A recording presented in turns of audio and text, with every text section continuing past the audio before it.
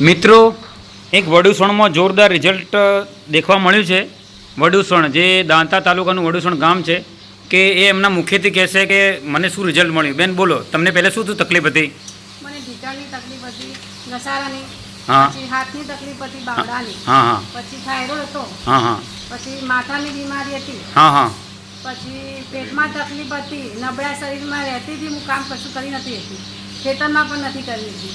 હવેથી બધું કામ આ નવા લીધી એનાથી મને બધું સારું થઈ ગયું. કેટલા ટાઈમથી તકલીફ હતી તમને? મને 6-7 વર્ષથી તકલીફ. અને આ કેટલા ટાઈમ લેવાથી ફરક પડી ગયો તમને?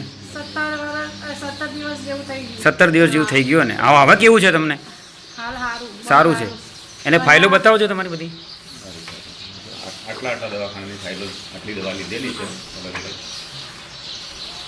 આ મિત્રો જુઓ કેટલી ફાઇલો છે. લગભગ કેટલા દિવસથી તકલીફ હતી તમને? 6 વર્ષ. 6-7 વર્ષથી તકલીફ હતી.